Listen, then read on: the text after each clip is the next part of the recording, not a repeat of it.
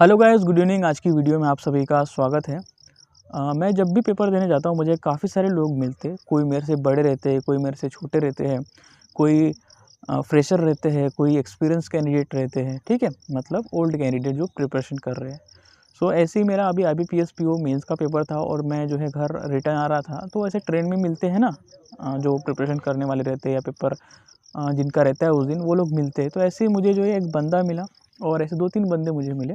मैं आपको पूरा डिटेल में बताऊँगा आज क्या है तो। एक बंदे को मैं जानता हूँ जो कि मैं जब प्रिपरेशन स्टार्ट किया था तब उसका लेवल बहुत ज़्यादा था, ठीक है। जब मैं स्टार्ट किया था प्रिपरेशन तब वो मेरे से जो है बहुत ज़्यादा आगे था। मतलब उसका सब कुछ क्लियर होता था, प्रीलिम क्लियर होता था तब जब मैंने स्टार्टिंग किया था, ठीक है। अभी जो है मुझे वो मिला IBPS PO मेंस में, ठीक है। मैंने उसको पूछा कि कैसा गया पेपर, तो सेम मेरे ही जैसा उसका पेपर गया, ठीक है, सेम मेरे ही जैसा उसका पेपर गया। उसके बहुत सारे प्रीलिम निकलते हैं, प्रीलिम कुछ निकलते भी नहीं है।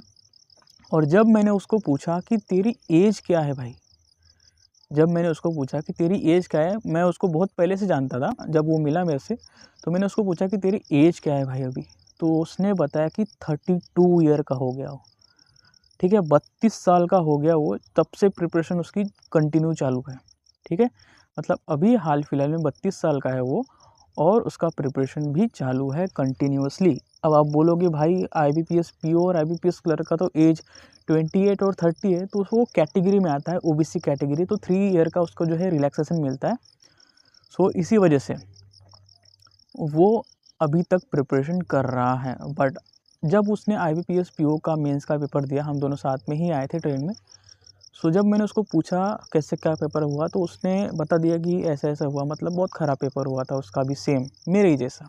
मैं तो पहला अटेम्प्ट था, उसने उसके तो पता नहीं कितने अटेम्प्ट होंगे।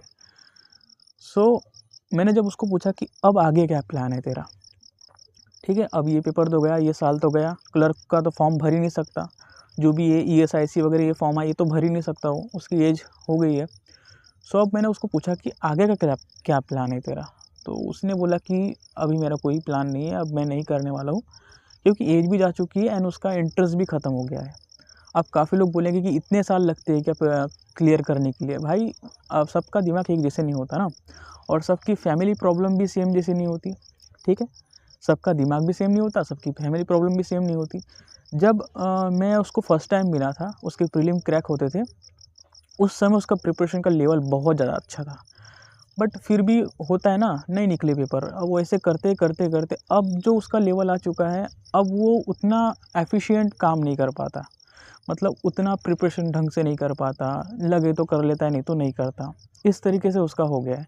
हालांकि उसकी फैमिली अभी अच्छी है, फैमिली अच्छी है, उसको सपोर्ट पूरा है उसको, तो उसको टेंशन की ज़रूरत नहीं है कोई आगे फ्यूचर में क्या होगा क्या नहीं। बट उसके जैसे बहुत कम होते हैं लोग जो जिनकी फैमिली अच्छी होती है, ठीक है। तो सेम उसके टाइप की ही लड़की थी जो कि हमारे बोगी में बैठी थी। मैंने उनको पूछा कि आपका पेपर कैसा क्या रहा, तो हम लोग ऐसे ही डिस्कस कर रहे थे कि ये क्वेश्चन था, ऐसा क्वेश्चन था, 2 मार्क का था, 1 मार्क का था, ऐसा वैसा। हम लोग ऐसे ही डिस्कस कर रहे थे जनरल क्वेश्चन जो कि जनरल अवेयरनेस में आए थे। उन्होंने बताया कि उनका भी पेपर था, तो मैंने पूछा कि आपकी एज क्या है अभी, मतलब कब से प्रिपरेशन कर रहे हो वगैरह वगैरह। तो उन्होंने बताया कि उनकी एज 29 ईयर है अभी करंट, 29 ईयर की थी वो, और कंटिन्यूसली प्रिपरेशन कर रही थी। उनके सारे प्री निकलते हैं बट मेंस नहीं निकलता।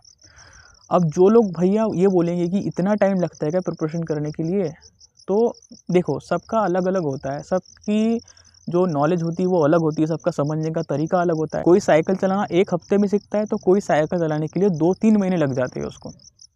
डिपेंड करता है कि उसका दिमाग क्या है, उसका लेवल क्या है और उसकी फाइनेंशियल स्थिति कैसी है, इन सभी चीज़ों पे डिपेंड करता है उसका सिलेक्शन। एक और मेरा फ्रेंड है जो कि अभी 29 ईयर का हो गया, उसका IBPS PO बहुत अच्छा गया। आई होप कि उसका सिलेक्शन हो जाए। उन सबको देख के एक अलग सी फीलिंग आती है कि अपना क्या होगा भाई, अपना कैसे होगा, कुछ तो अलग करना पड़ेगा, कुछ तो चीज़ें अपने लिए करना पड़ेगा। ये सारी चीज़ें जो है दिमाग में आती है। उनके पास तो चलो कुछ, किसी के पास प्लान भी है या कुछ करना है उनको, उनकी फैमिली अच्छी है। हमारे पास क्या है, हम क्या करेंगे, हमारे पास कौन सा ऑप्शन है, हम क्या कर सकते हैं। अगर हमने अभी नहीं किया तो हम क्या कर सकते हैं। हमारी फैमिली उतनी अच्छी नहीं है जितनी उनकी है या लोगों की है। हमारा दिमाग उतना नहीं तेज़ चलता जितना लोगों का चलता है। सो इन सब चीज़ों का हमको पता नहीं चलता। जब हम जाते हैं बाहर, जब हम लोगों से मिलते हैं, जब उनकी प्रॉब्लम देखते हैं, जब उनकी सिचुएशन देखते हैं, तब हम अपने आप को रिलेट कर पाते हैं कि हमको आगे क्या करना है भैया, हमको आगे अपना भविष्य कैसे बनाना है, हमको आगे अपनी प्रिपरेशन कैसे करनी है, क्या चीज़ें करनी है, क्या चीज़ें नहीं करनी। ये हमको बाहर जाके ही पता चलता है। लोगों की प्रॉब्लम जान के, लोगों के साथ इंटरेक्शन करके ही ये सारी चीज़ें का एनालिसिस होता है। सो वही सारी चीज़ों को एनालिसिस करके मैं आया हूँ पेपर दे के। इसलिए पेपर देने जाना पड़ता है, क्योंकि प्रॉब्लम जब होती है ना, तो उसका सॉल्यूशन कहीं न कहीं आदमी ढूँढने लगता है। तो जब मैं पेपर दे के घर आया, तो मैं सोचने लगा कि अब क्या करूँ? अब जो है मैं कुछ अलग तरीके से करने वाला हूँ और अभी से मैं स्टार्ट करने वाला हूँ। हालाँकि बहुत बोर लगता है, बहुत ज़्यादा बोर लगता है। जितना एफ़िशिएंट मैं 2 साल पहले था, अब वो नहीं रहा उतना एफ़िशिएंट। ठीक है? प्रॉब्लम्स बहुत आती है, बहुत ज़्यादा प्रॉब्लम आती है, चाहे फाइनेंशियल प्रॉब्लम बोलो या अलग-अलग चीज़ों की प्रॉब्लम। सो इस वीडियो का मेन मोटिव बनाने का क्या था कि देखो लोग क्या-क्या कर रहे हैं सिर्फ़ एक जॉब पाने के लिए। इस एज तक भी वो प्रिपरेशन कर रहे हैं बैंकिंग का। मैं बता रहा हूँ, अभी मैं इस चीज़ को फ़ील कर चुका हूँ कि अगर हम किसी को बोलते हैं कि भाई ठीक हो जाएगा, सब टेंशन मत ले, नहीं होता है भैया, ठीक नहीं होता है।